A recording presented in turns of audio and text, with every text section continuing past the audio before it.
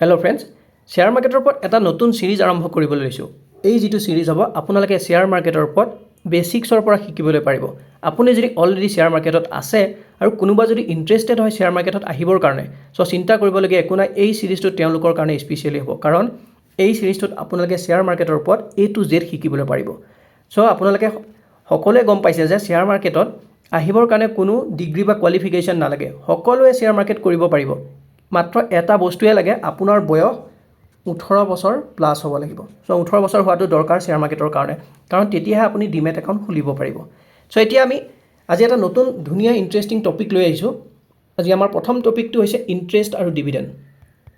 Interest আৰু dividend share মাৰ্কেটত অহাৰ আগতে আপোনালোকে বুজি পাব লাগিব যে ইণ্টাৰেষ্ট আৰু ডিভিডেণ্ড কি হয়। প্ৰথমতে আমি ইণ্টাৰেষ্টটো চাওঁ। প্ৰথম পইণ্টটো, ইণ্টাৰেষ্ট আমি ক'ত পাওঁ? ইণ্টাৰেষ্ট আমি বেংকৰ পৰা পাওঁ, হয় নহয়?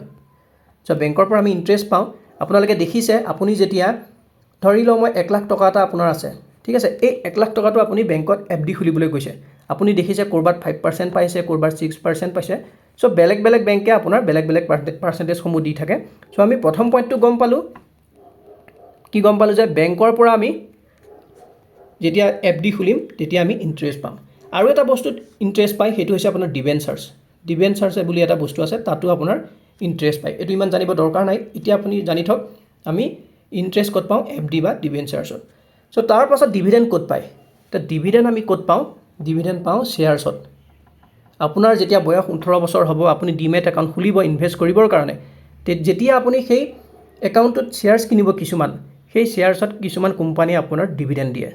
প্ৰথম কথা গম পাই গ'ল, শ্বেয়াৰ্ছত আমি ডিভিডেণ্ড পাওঁ আৰু FD খুলিলে আমি ইণ্টাৰেষ্ট পাওঁ।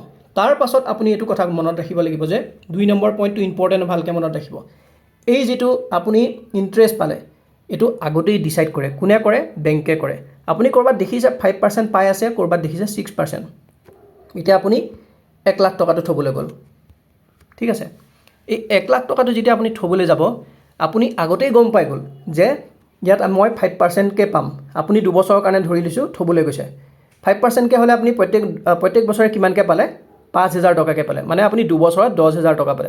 5,000কৈ 2 বছৰ 10,000 টকা পালে। আপুনি আগতেই গম পাই গ'ল 5% পাম বুলি, ঠিক আছে। কিন্তু ডিভিডেণ্ডৰ ক্ষেত্ৰত কিন্তু তেনেকুৱা নহয়। ডিভিডেণ্ড আপুনি কি হয়, কোম্পানীৰ ওপৰত ডিপেণ্ড কৰে। কোম্পানী যিবোৰ মেনেজমেণ্ট থাকিব বা প্ৰমোটাৰ্ছ থাকিব, তেওঁ ডিচাইড কৰিব আপোনাক ডিভিডেণ্ড দিবনে নাই। এইটো আমি লিখি দিওঁ ডিচাইডেড। এইটো কিন্তু নট ডিচাইডেড। এইটো ডিচাইডেড নহয়, আপুনি গম নাপায়। আপুনি যেতিয়া শ্বেয়াৰ্ছ এটাত ইনভেষ্ট কৰিব, আপুনি নাজানে আপুনি তাত ডিভিডেণ্ড পাবনে নাই, ঠিক আছে। নেক্সট পইণ্টটো চাওক। নেক্সট পইণ্টটো বেছি ইম্পৰ্টেণ্ট হয়। এই যিটো ইণ্টাৰেষ্ট আপুনি যে গম পাইছিল 5% বুলি, এই 5%টো কিন্তু বেংকৰ কাৰণে মেণ্ডেটৰী দিবই লাগিব। আপুনি আজি 2 বছৰৰ কাৰণে ৰাখক, 5 বছৰৰ কাৰণে ৰাখক, হয় নহয়। আপুনি 5 বছৰ ধৰক আপোনাৰ মেচিয়ৰ হ'ব আপোনাৰ FDটো। এই যিটো 5 বছৰ বেংকৰ কাৰণে মেণ্ডেটৰী যে আপোনাক প্ৰত্যেক বছৰে, মানে প্ৰত্যেক 5 বছৰটোৰ কাৰণে আপোনাক 5%কৈ দিবই লাগিব। মানে আপুনি 5,000 টকাকৈ 5 বছৰত 25,000 টকা পালে, এইটো বেংকৰ যিয়ে নহওক আপোনাক এইটো দিবই লাগিব। কাৰণ আপুনি আগতেই গম পাই পেলাই আহিছে এইটো বস্তু, আৰু অলৰেডি কথা পাতি পেলাই বা আপুনি যিখন ডকুমেণ্টছ থাকিব, ডকুমেণ্টছত চাইন কৰি দিছে যে মই 5 বছৰৰ কাৰণে 5%কৈ পাম। কিন্তু ডিভিডেণ্ডৰ ক্ষেত্ৰত এনেকুৱা নহয়। ডিভিডেণ্ডত কি হ'ব? ডিভিডেণ্ড যদি আপুনি যেতিয়া শ্বেয়াৰ্ছত ইনভেষ্ট কৰিব, এইটো কোম্পানীয়ে ডিচাইড কৰিব আপোনাক ডিভিডেণ্ড দিবনে নাই। কাৰণ কোম্পানীৰ প্ৰফিট হ'লেহে আপুনি ডিভিডেণ্ড পাব, মনত ৰাখিব। লছ হ'লে কিন্তু আপোনাক নিদিয়ে। এইটো আমি লিখি দিওঁ মেণ্ডেটৰী, ঠিক আছে। এইটো মেণ্ডেটৰী হয় আৰু এইটো নট মেণ্ডেটৰী, ঠিক আছে। এইটো নট মেণ্ডেটৰী, কাৰণ কোম্পানীয়ে আপোনাক নিদিবও পাৰে। এইটো আপুনি কোম্পানীক একো কৰিব নোৱাৰে। আপুনি যেতিয়া কোম্পানী এটাৰ শ্বেয়াৰ্ছ কিনে, আপুনিও শ্বেয়াৰ হোল্ডাৰ হৈ পৰে সেই কোম্পানীটোৰ। যেতিয়া কোম্পানীটোৰ প্ৰফিট হ'ব, বহুত প্ৰফিট হৈছে বোলে, তেতিয়াহে আপুনি ডিভিডেণ্ড পাব। সেইটো কোম্পানীয়ে আপোনাক আজি দিম, এই বছৰে দিম বুলি ক'বও পাৰে, নেক্সট বছৰ নিদিওঁ বুলি ক'বও পাৰে। গম পালে? এইটো কিন্তু মেণ্ডেটৰী, এইটো কিন্তু নট মেণ্ডেটৰী। আৰু এটা কথা গম পাব, আপুনি যিটো ইণ্টাৰেষ্ট পালে, আজি কথাটো কৈছোঁ মই, এটা হেভি এমাউণ্ট ধৰি লৈছোঁ, 1 কোটি টকা পালে, ঠিক আছে। 1 কোটি টকা আপুনি ডিভিডেণ্ড হিচাপে পালে। আপুনি এই যিটো ইণ্টাৰেষ্ট পালে বেংকত, এইটো আপোনাৰ কিন্তু টেক্সেবল হয়। আপুনি টেক্স দিব লাগিব ইয়াৰ ওপৰত, কাৰণ আপুনি আজি 1 কোটি টকা পাইছে, এইটো ইনকাম হয়, হয় নহয়। যদি 1 লাখ টকা থৈছিল, আপুনি 5,000 যিটো টকা পালে ইণ্টাৰেষ্ট হিচাপে, এইটো কিন্তু আপোনাৰ ইনকাম হয়। আপুনি ইনকামৰ ওপৰত টেক্স দিব লাগিব। ঠিক আছে। চ' আপুনি ইনকামৰ ওপৰত টেক্স দিব লাগিব। চ' এইটো গম পালে যে এইটো টেক্সেবল হয়, কিন্তু ডিভিডেণ্ডটো আপোনাৰ টেক্স ফ্ৰী হয়। আৰু এটা বস্তু আছে লং টাৰ্ম কেপিটেল গেইন, LTCG বুলি কওঁ আমি শ্বৰ্টত, লং টাৰ্ম কেপিটেল গেইন। এই লং টাৰ্ম কেপিটেল গেইন কি হয়? চ' লং টাৰ্ম কেপিটেল গেইন মানে হৈছে আপুনি যদি আজি শ্বেয়াৰ্ছ এটা কিনিছে, সেইটো যদি এবছৰতকৈ আপুনি বেছি টাইম হোল্ড কৰিছে, ধৰি লওক আপুনি আজি শ্বেয়াৰ্ছ এটা কিনিলে, আজি কিমান তাৰিখ? 27 তাৰিখ, 27/2023 আপুনি শ্বেয়াৰ্ছ এটা কিনিছে, ঠিক আছে। আপুনি যদি 2024 চনৰ 28 তাৰিখলৈকে হোল্ডটো কৰিছে, মানে আপোনাৰ এবছৰ হৈ গ'ল, আৰু এবছৰৰ পিছত যদি আপুনি সেই শ্বেয়াৰ্ছটো বেচিছে, সেইটো হৈছে আপোনাৰ কেপিটেল গেইন, যিটো লং টাৰ্ম কেপিটেল গেইন, মানে মিনিমাম আপোনাৰ এবছৰ ৰাখিব লাগিব, সেইটোহে আপোনাৰ লং টাৰ্ম কেপিটেল গেইন বুলি ক'ব। এই লং টাৰ্ম কেপিটেল গেইন আৰু ডিভিডেণ্ডত আপোনাৰ টেক্স দিব নালাগে। কিন্তু এটা কথা মনত ৰাখিব, ইয়াত কিছুমান লিমিট থাকিব, ঠিক আছে। আপুনি বোলে আজি 200 কোটি টকা ডিভিডেণ্ড পাই গ'ল, ঠিক আছে, তেতিয়া আপুনি কি টেক্স নিদিব নেকি? কথাটো হ'ল তাত কিছুমান লিমিট থাকে, কিন্তু এনেকুৱা নহয় যে আপুনি আজি বোলে 5,000 টকা প্ৰফিট পালে বা 10,000 টকা ডিভিডেণ্ড পালে, তেনেকুৱাত আপোনাৰ দিব নালাগে। কিন্তু আপুনি যদি আজি 1 কোটি পাইছে, 2 কোটি পাইছে, তাত কিছুমান ক্ৰাইটেৰিয়া থাকিব পাৰে, তাত আপোনাৰ পৰা ল'ব পাৰে। চ' গম পালে। আৰু এটা আপুনি মনত ৰাখিব, ডিভিডেণ্ডৰ ওপৰত এতিয়া আৰু এটা ইম্পৰ্টেণ্ট বস্তু শিকি লওক। আপোনালোকে যিসকল শ্বেয়াৰ মাৰ্কেটত আছে, তেওঁলোকে শুনিছে যে এই কোম্পানীটোৱে, এতিয়া ধৰি লৈছোঁ ৰিলায়েন্স ইণ্ডাষ্ট্ৰীয়ে ধৰি লৈছোঁ, এইটো মই জাষ্ট এক্সাম্পল লৈছোঁ ৰিলায়েন্স ইণ্ডাষ্ট্ৰীৰ বিষয়ে। চ' ৰিলায়েন্স ইণ্ডাষ্ট্ৰীয়ে ঘোষণা কৰিছে 100% ডিভিডেণ্ড। মানে কি বুজিলে? এতিয়া শ্বেয়াৰ্ছ আপোনাৰ 2500 মান চলি আছে, 2500 প্লাছ এনেকুৱা চলি আছে ৰিলায়েন্স ইণ্ডাষ্ট্ৰীৰ যিটো শ্বেয়াৰ্ছ। 100% তেওঁলোকে ঘোষণা কৰিছে আপোনাৰ ডিভিডেণ্ড। মানে কি আপুনি 2500 টকাকৈ পাব নেকি বাৰু প্ৰত্যেকটো? যদি আপোনাৰ 100টা শ্বেয়াৰ্ছ আছে, আপুনি কি 2500 টকা ইনটু 100 মানে পাব নেকি? এইটো ভুল নকৰিব, এইটো একদম নহয়। চ' সদায় মনত ৰাখিব, যেতিয়া শ্বেয়াৰ্ছৰ ডিভিডেণ্ড দিয়ে, সদায় ফেচ ভেলুত দিয়ে, ফেচ ভেলুতহে আমি ডিভিডেণ্ড পাওঁ। এতিয়া ফেচ ভেলু মানে কি হয়? এই যিটো ফেচ ভেলু, এই ফেচ ভেলুটো আপোনাৰ যিসকল প্ৰমোটৰ, আৰু এটা টাৰ্ম আহি গ'ল প্ৰমোটৰ মানে কি? যিসকলে কোম্পানীটো ষ্টাৰ্ট কৰিছিল, আৰম্ভ কৰিছিল।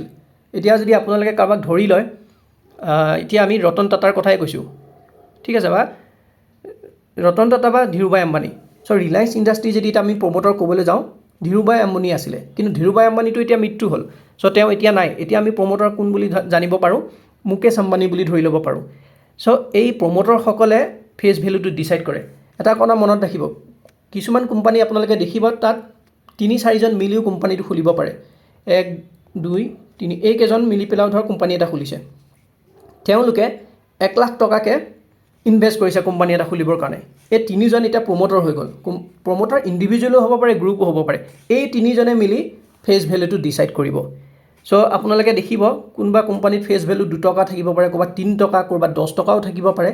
যদি কোম্পানীয়ে ডিচাইড কৰে যে আমি ধৰি লৈছোঁ ফেচ ভেলু 10 টকা, এতিয়া কোম্পানী এটা ডিচাইড কৰিব যে আমি 10 টকাৰ 50% আমি দি দিম ডিভিডেণ্ড।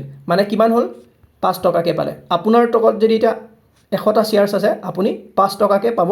তাত কিছুমান তেওঁলোকে ডেট উল্লেখ কৰি দিয়ে, কেতিয়া ডিভিডেণ্ডটো আপোনালোকৰ একাউণ্টত সোমাব, কেতিয়ালৈকে মানে ডিভিডেণ্ডটো ইছ্যু কৰা হৈছে, তেনেকুৱা বেলেগ বেলেগ ধৰণৰ ডেট থাকে। আপুনি যেতিয়া একাউণ্টত শ্বেয়াৰ্ছত ইনভেষ্ট কৰিব, আপোনালোকৰ মেইল অট'মেটিকলি মেইল আহি যাব, আপুনি যিটো মেইল দি ৰেজিষ্টাৰ কৰিব। চ' আপুনি কেইটকাকৈ পালে? এতিয়া 500 টকা আপুনি ডিভিডেণ্ড পালে। গম পালে? চ' ডিভিডেণ্ড কিহৰ ওপৰত দিয়া হয়? সদায় মনত ৰাখিব, ফেচ ভেলু। আৰু ফেচ ভেলু কোনে ডিচাইড কৰে? প্ৰমোটৰছে। চ' এই কথাখিনি আপোনালোকে জানিব লাগিব। চ' আমি আজি কি পালোঁ? বেছি দীঘল নকৰোঁ ভিডিঅ'টো। চ' ইণ্টাৰেষ্টত আকৌ এবাৰ মই আপোনালোকক বুজাই দিছোঁ। ইণ্টাৰেষ্টত আমি গম পালোঁ FD আৰু ডিবেঞ্চাৰত পায়, আৰু ডিভিডেণ্ড ক'ত পায়? শ্বেয়াৰ্ছত। আৰু এইটো 1 নম্বৰ। আৰু ইণ্টাৰেষ্টৰ যিটো পাৰ্চেণ্টেজ থাকিব, সেইটো আপোনাৰ আগতেই ডিচাইড কৰা থাকিব, কিন্তু এইটো ডিচাইড কৰা নাথাকে, দিবনে নিদিয়ে। এইটো নট ডিচাইডেড বুলি আপোনালোকে লিখি ল'ব পাৰে যদি নোটছ বনাইছে। তাৰপাছত 3 নম্বৰটো হৈছে আপোনাৰ মেণ্ডেটৰী। এইটো পাৰ্চেণ্টেজ আপোনালোকক দিবই লাগিব। যিটো পাৰ্চেণ্টেজ আপোনাৰ বা যিমানটো আপুনি টাইমৰ কাৰণে ৰাখিছে, 5 বছৰৰ কাৰণে 5 বছৰ বা 2 বছৰৰ কাৰণে 2 বছৰ, সেই 2 বছৰটো আপোনালোকক ইণ্টাৰেষ্ট দিবই লাগিব। হেৰি আহি কৰি দিব নোৱাৰে, আজি মই বোলে চেঞ্জ কৰি দিম। মনত ৰাখিব, এইটো এটা কথা মনত ৰাখিব, ইম্পৰ্টেণ্ট পইণ্ট। তেওঁলোকে মাজত আহি কৈ নিদিয়ে, আজি বোলে মই 5% দি আছিলোঁ, নেক্সট 3 বছৰ 4% কৰি দিম, এইটো কৰিব নোৱাৰে। 5% মানে 5% দিবই লাগিব। কিন্তু তেওঁলোকে এইটো কৰিব পাৰে যে এতিয়া নতুন যিসকল আহিব FD খুলিবৰ কাৰণে তেওঁলোকৰ কাৰণে মই এবাৰ 6% ৰাখিছোঁ। নতুনসকলৰ কাৰণে বেলেগ কথা, কিন্তু পুৰণাসকলক একো তেওঁলোকে কমাই দিব নোৱাৰে। চ' এইটো মেণ্ডেটৰী, গম পালে, কিন্তু এইটো মেণ্ডেটৰী নহয়, ঠিক আছে। এইটো কোম্পানীৰ মেনেজমেণ্ট বা কোম্পানীৰ প্ৰমোটৰছৰ ওপৰত তেওঁলোকে ডিচাইড কৰিব আপোনালোকক দিবনে নিদিয়ে। আৰু এটা পইণ্ট লিখি থ'ব পাৰে, এইটো টেক্সেবল এইটো নহয়, কিন্তু ব্ৰেকেটত লিখি লওক যে এইটো চাৰ্টেন লিমিট থাকিব, ঠিক আছে। কিছুমান লিমিটৰ মাজতহে থাকিব টেক্স ফ্ৰীটো। সকলোখিনি গম পালে। আৰু ডিভিডেণ্ড কিহৰ ওপৰত দিয়া হয়? Face value. আৰু ফেচ ভেলু কি হয় কৈছিলোঁ যে প্ৰমোটৰে ডিচাইড কৰে। চ' আজি আপোনালোকে এটা নতুন টপিকৰ ওপৰত শিকিব পাৰিলে। যদি অলপ হ'লেও আপোনালোকৰ কিবা এটা শিকা যেন লাগিলে ইণ্টাৰেষ্ট আৰু ডিভিডেণ্ডৰ ওপৰত, তেতিয়াহ'লে আপোনালোকে কমেণ্টত জনাওক ভিডিঅ'টো কেনেকুৱা লাগিলে। আৰু এনেকুৱা ধৰণৰ টপিকৰ কাৰণে আপোনালোকে চেনেলটো ছাবস্ক্ৰাইব কৰি লওক, কাৰণ এতিয়াৰ পৰা মই আৰম্ভ কৰি দিছোঁ যে আপোনালোকক শ্বেয়াৰ মাৰ্কেটৰ ওপৰত যিমানখিনি মোৰ নলেজ আছে বা মই যিমানখিনি শিকাব পাৰোঁ আপোনালোকৰ লগত শ্বেয়াৰ কৰিম। চ' যদি ভাল লাগিল ভিডিঅ'টো লাইক কৰি দিব। Thank U.